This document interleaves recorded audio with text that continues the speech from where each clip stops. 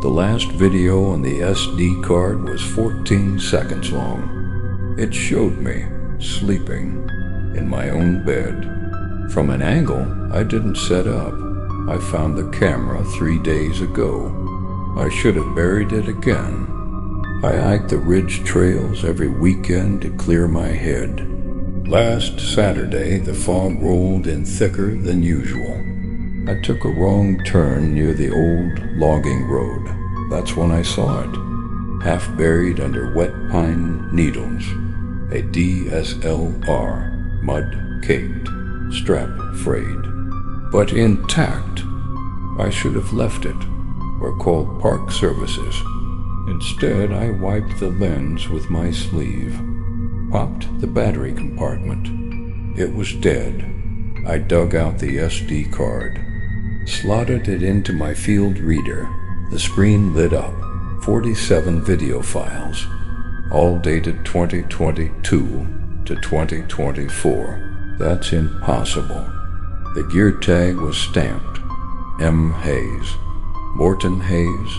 I'd seen that name before, in a missing persons flyer near the trailhead.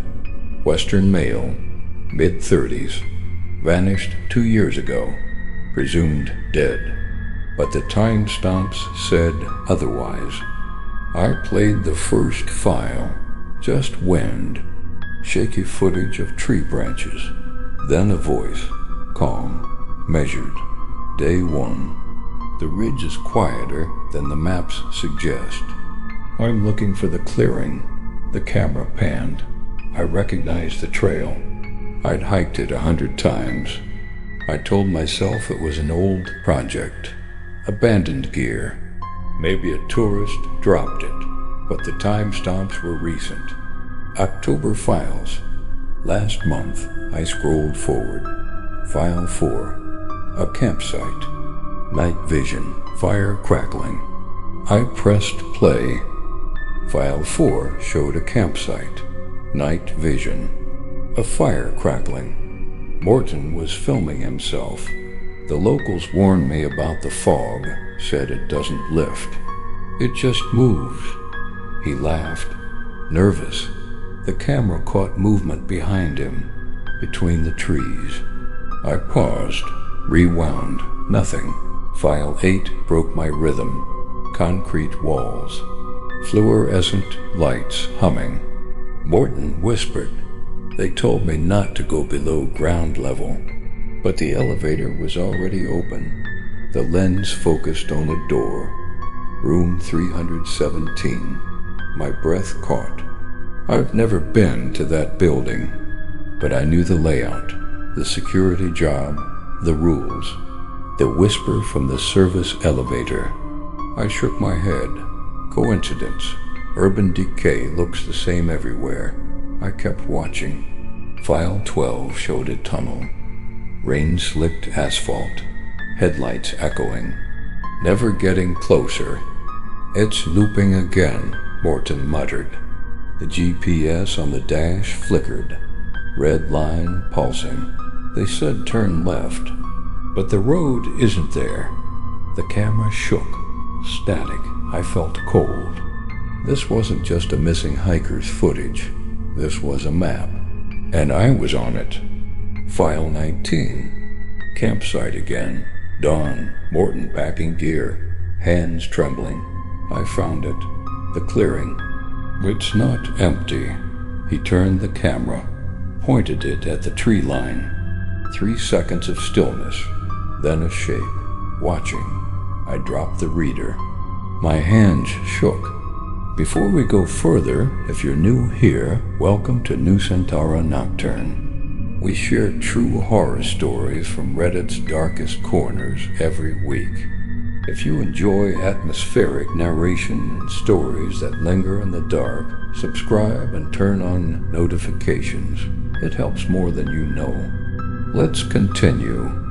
I told myself it was pareidolia, the brain finding patterns in shadows.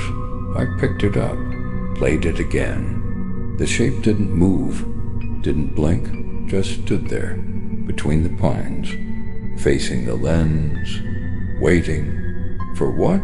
For him, or for whoever finds this, File 24 changed everything. Not Morton filming, camera propped on a rock, trail junction. I recognized the split. Moss-covered boulder, fallen birch. Exact spot where I found the camera 3 days ago. Footage showed someone walking into frame. Hood up, backpack, stopping at the junction, looking down, digging in the leaves, pulling out a camera, placing it gently, covering it with pine needles, then walking away. Toward the ridge, toward my cabin, I froze. The hoodie was gray. The strap was red. Mine, I looked down at my own bag. Same gray, same red strap. I hadn't noticed until now. Time stop, October 14th, 2024. 3 days ago, the day I found it, the day I planted it.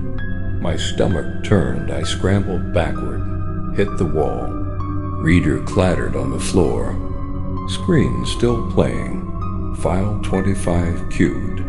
cabin_interior.mp4. I didn't want to watch. Couldn't look away. Video started. Grainy footage. Low light. My living room. Camera on the bookshelf. Facing the couch. I was sitting there, reading, drinking coffee. Normal. I stood up, walked to the window, pulled back the curtain, stared into the dark woods. I didn't remember doing that. Not like that. Shoulders slumped. Head tilted, like listening. Video kept playing. I walked back, opened my laptop, typed something. Camera zoomed in. Screen showed my search history. Morton Hayes missing person update. Ridge trail cameras. How to tell if you're being followed.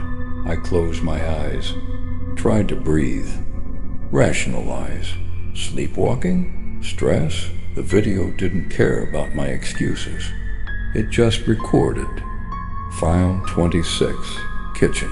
Night making tea. Camera on counter. Near knife block.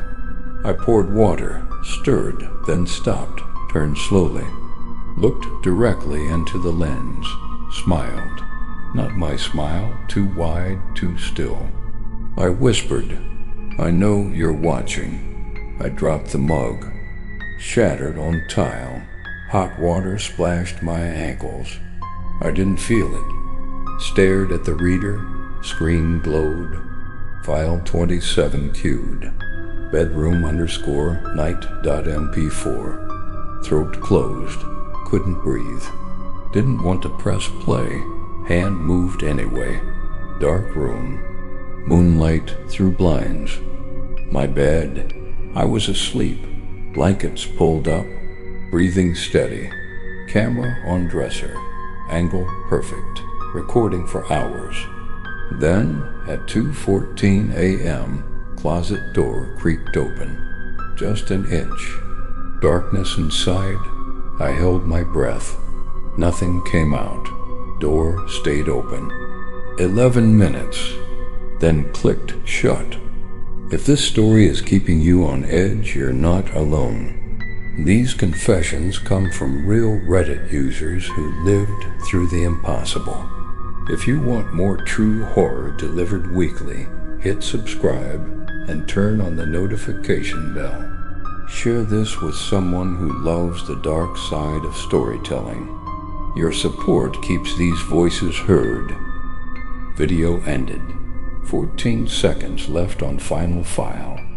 last_check.mp4. I couldn't stop. Pressed play. Bedroom again. But different. Closer. Camera no longer on dresser. On the floor. Near foot of bed. Pointed up. At me. Sleeping. Time stop. 3:07 a.m. Tonight. 3 hours ago. I'm sitting on the floor now. Back against wall. Reader in lap. Screen dark. Battery dead. I haven't slept. Checked every room. Windows locked, doors bolted. No signs of entry. No footprints, just the camera sitting on coffee table where I left it, except lens is facing me, recording light blinking, red, steady. Even without a battery, I tried to remove the SD card. Wouldn't budge. Fused to the slot. I wrapped the camera in a towel, threw it in trash can outside, drove 3 miles, dumped it in a creek, came back, sat on porch, waited for dawn, told myself it was over. When I walked inside, it was on the kitchen counter, dry, clean, lens facing hallway, recording light blinking, red, steady. I didn't touch it, backed out, closed door, locked it, called a friend, told him to come over. He hasn't answered. 6 hours. I'm writing this on my phone, hiding in bathroom, door locked, lights on. I can hear it, not the camera. The sound, faint, through walls, click, whir, click, like a lens focusing, like something adjusting its angle, getting closer. I don't know where it is now. The last file plays on loop in my head. 14 seconds. Me sleeping. From an angle I didn't set up. I keep wondering if it was recording me tonight. Where was it positioned? Under the bed? In the vent? Behind the mirror? Or was it never the camera at all? Maybe the lens is just glass. Maybe the recording is just data. Maybe the thing watching me doesn't need a device. Maybe it learned how I frame the world, how I check corners, how I breathe when I'm scared, and now it's using my own habits against me. I should have buried it. I should have smashed it. But curiosity is a heavy thing. It drags you under, makes you look where you shouldn't, makes you press play, makes you wonder what's next. I'm still wondering, still listening, still waiting for the click. I stood up, unlocked the bathroom door, stepped into the hallway, empty, quiet, just the hum of the refrigerator. I walked to the living room. The camera was gone, coffee table clear. I checked the kitchen, counter empty, trash can untouched. I checked the bedroom.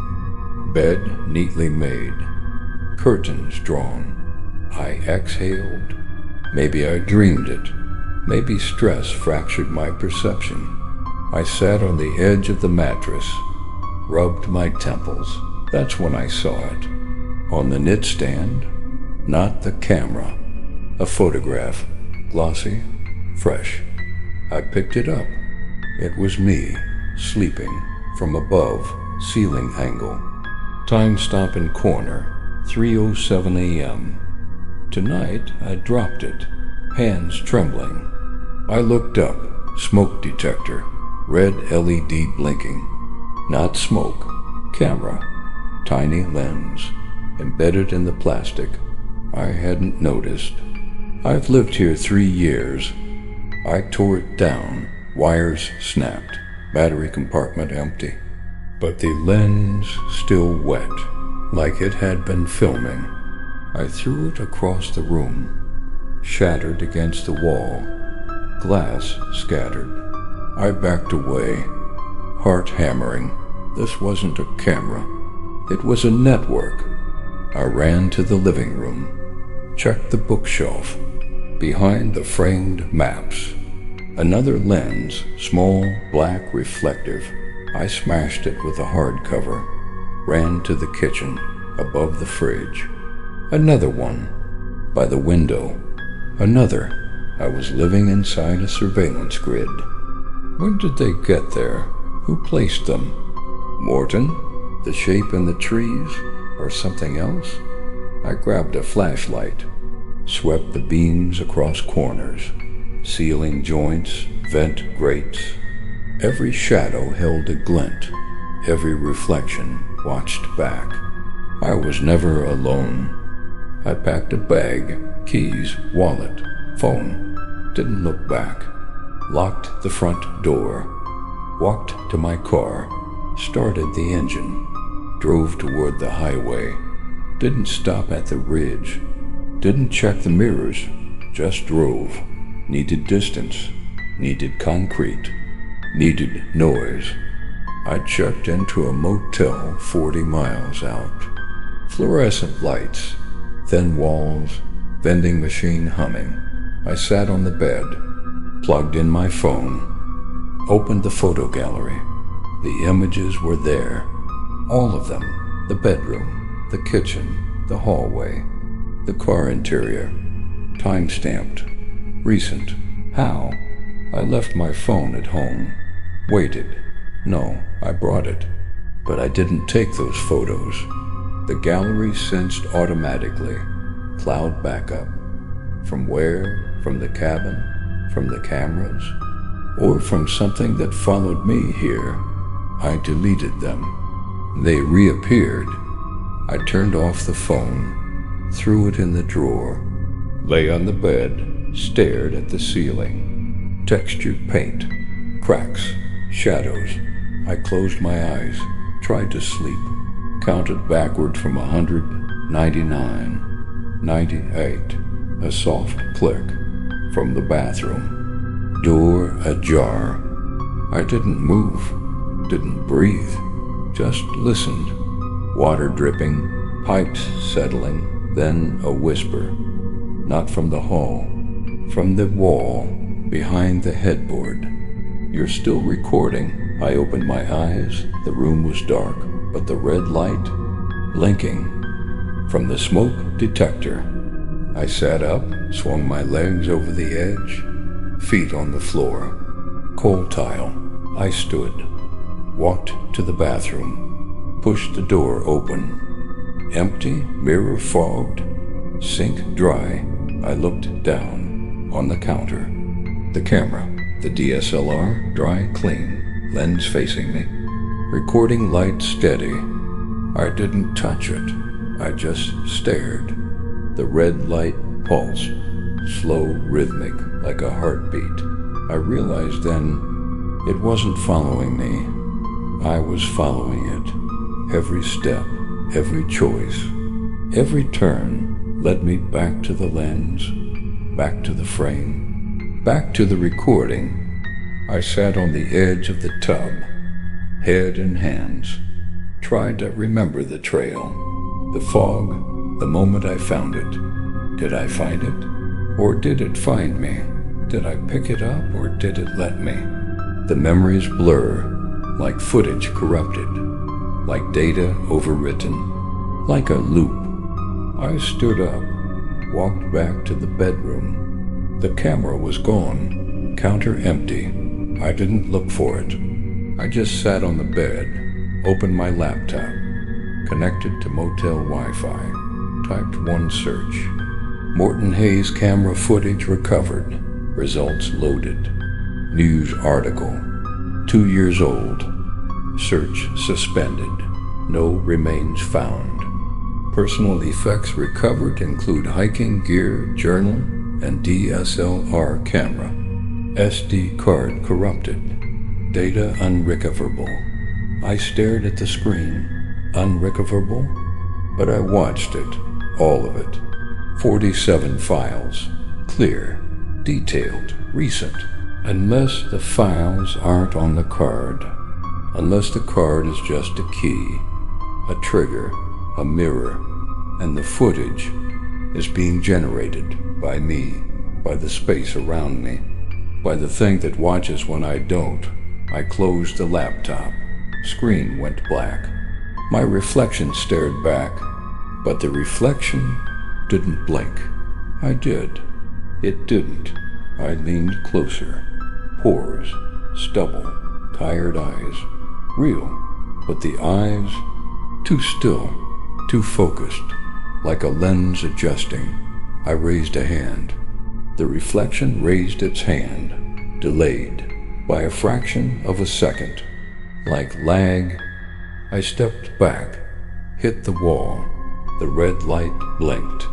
From the corner, from the vent, from the mirror, from everywhere. I didn't run, didn't scream, just sat on the floor, cross-legged, back against the wall, watched the lights, counted the blinks, waited. I understand now. It's not about escape. It's about acknowledgement. The camera doesn't record what's there. It records what's watching. And I've been watching for years. Since the ridge, since the fog, since the first file played, I am the footage. I am the frame. I won't destroy it. I won't run. I'll sit here, in the quiet, in the dark, and let it record. Let it capture the stillness, the acceptance.